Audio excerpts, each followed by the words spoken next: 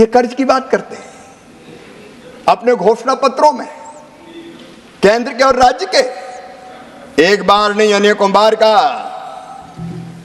जैसे ही हम सरकार में आएंगे सारे कर्जे माफ कर दिए जाएंगे। मध्य प्रदेश, छत्तीसगढ़, राजस्थान, इनके नेता गए थे, सभाओं में गिनती गिनते थे, 2 लाख तक के कर्जे माफ 10 दिन के अंदर, और बोलते थे 1 2 3 4 5 6 7 8 9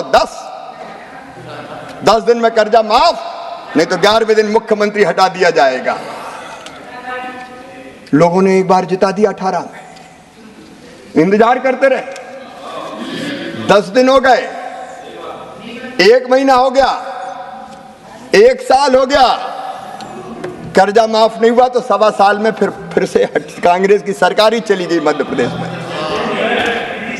और दोबारा माननीय सभापति महोदय, दोबारा सरकारें वहां लौट के नहीं आई, क्योंकि ये छल और फरेब और ठगी अगर करती है किसान के साथ तो कांग्रेस करती है, कांग्रेस करती है।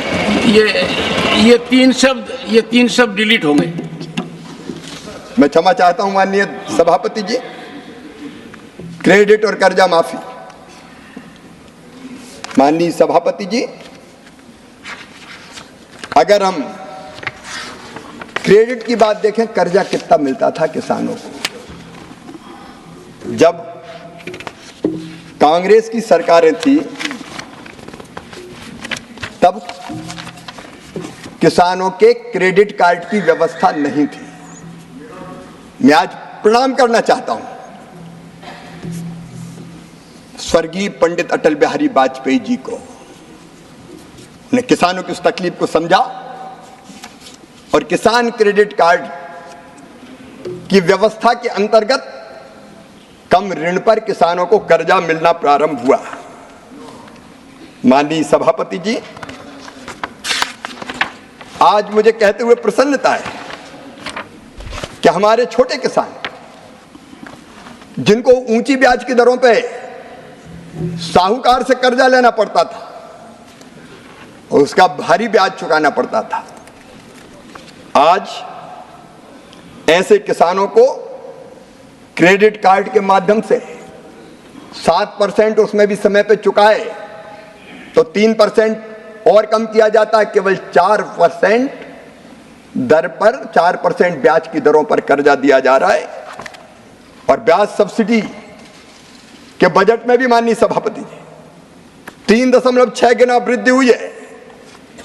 14-15 में केवल 6,000 करोड़ थी, 24-25 में बढ़ के हो गई 22,600 करोड़ रुपया। पिछले 10 सालों में 1,44,000 करोड़ से अधिक की ब्याज सब्सिडी। मंत्री, this amount is interest subsidy. Interest subsidy.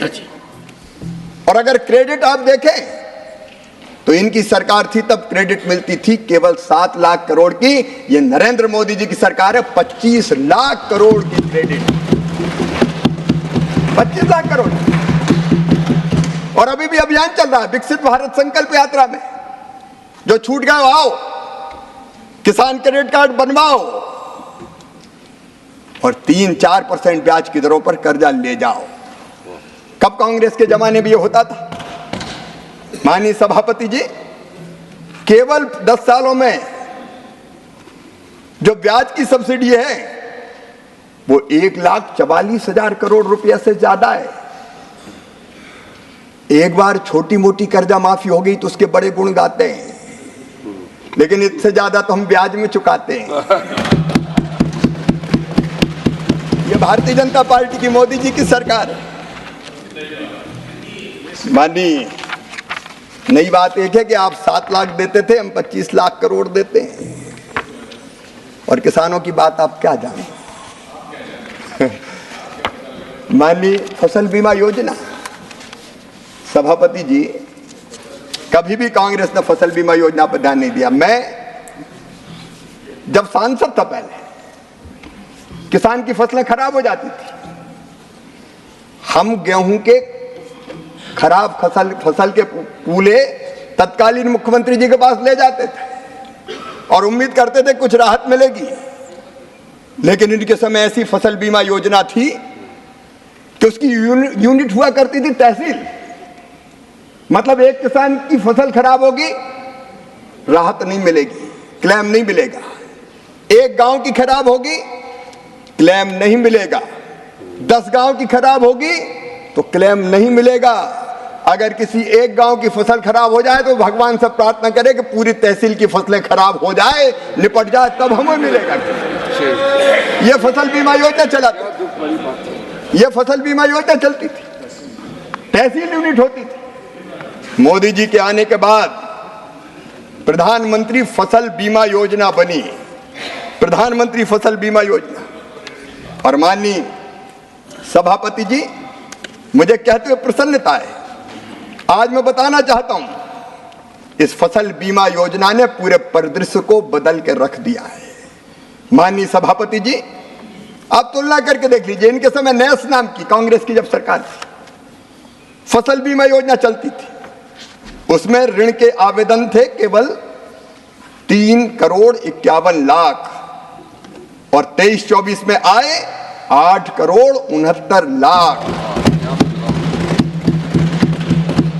जो नॉन लोनी अऋणी किसान आते ही नहीं थे, क्योंकि ये करते थे केवल किस बैंकों के कर्ज का बीमा। अगर धोखे से क्लेम मिल गया तो वो भी बैंक वाले अपना कर्जा काट लेंगे। किसान के पास क्या आता था? किसान को कुछ नहीं मिलता था, बैंक के लोन का बीमा होता था, किसान देखता रह जाता था।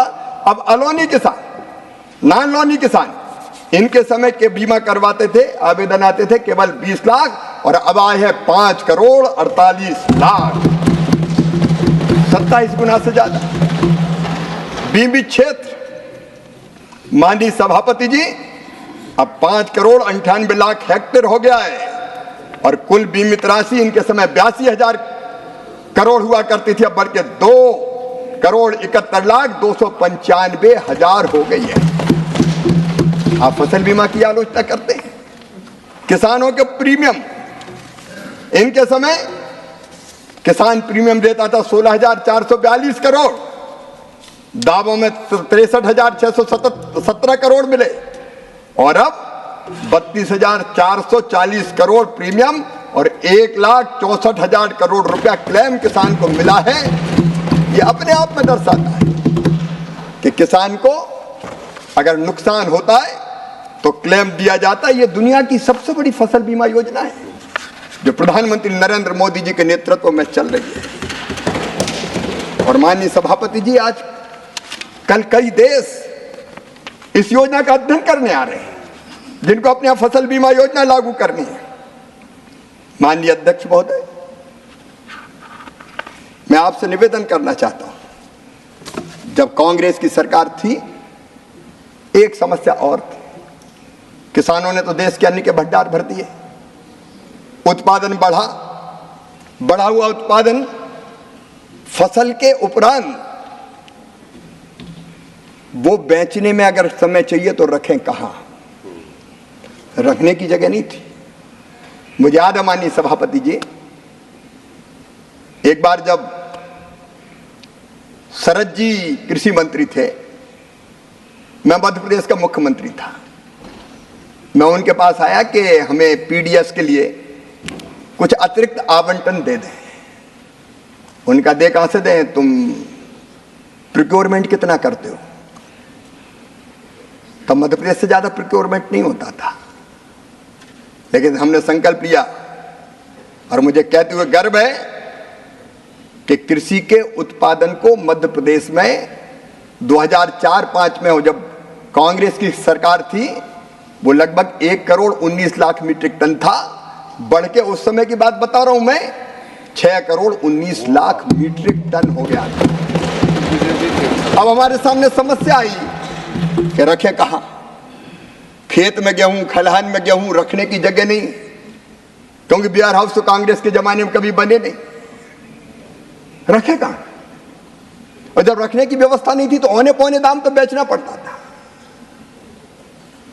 ना कोल्ड स्टोरेज थे, ना वेयर हाउस थे, ना राइपनिंग चैम्बर थे, ना ग्रेडिंग साल्टिंग की व्यवस्था थी। और उसके कारण औने पौने दाम पे कई बार किसान को अपने उत्पाद को बेचना पड़ता था और लॉसेस भी बहुत होते थे। मैं धन्यवाद देना चाहूंगा प्रधानमंत्री श्रीमान नरेंद्र मोदी जी को एग्रीकल्चर इंफ्रास्ट्रक्चर फंड की योजना बनी और योजनाबद्ध तरीके से तय किया कि किसान का उत्पाद रखने के लिए बेहतर इंफ्रास्ट्रक्चर बनाएंगे। और मुझे कहते हुए प्रसन्नता है माननीय सभापति जी कि बढ़ते हुए भंडारण को बढ़ते हुए उत्पादन को देखते हुए इस एग्रीकल्चर इंफ्रा फंड कल कह रहे थे सुरजेवाला जी, इतना प्रावधान था, इतना ही हुआ। अब वो पता नहीं कौन से साल के आंकड़े पढ़ लेते हैं। मुझे कहते हुए प्रसन्नता है 2020 में प्रधानमंत्री जी ने 1 लाख करोड़ रुपए के एग्री इंफ्रा फंड की घोषणा की थी और 26 जुलाई 2024 तक मैं जानकारी अपडेट करना चाहता हूं 72,222 कृषि इंफ्रास्ट्रक्चर परियोजनाओं के लिए 46,080 करोड़ रुपया स्वीकृत हो गए और इसमें निजी निवेश मिला के, क्योंकि जिसने बनाया उसने खुद का भी लगाया, 76,305 करोड़ रुपए का इन्वेस्टमेंट हो चुका है।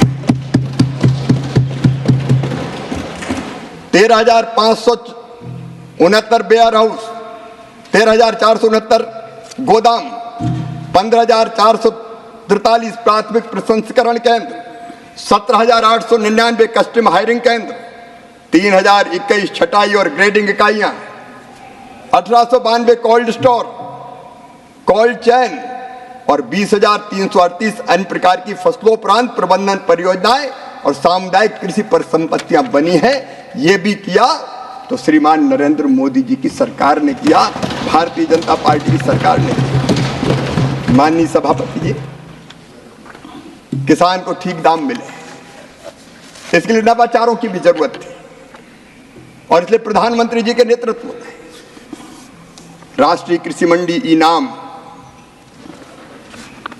इस व्यवस्था को बनाया गया।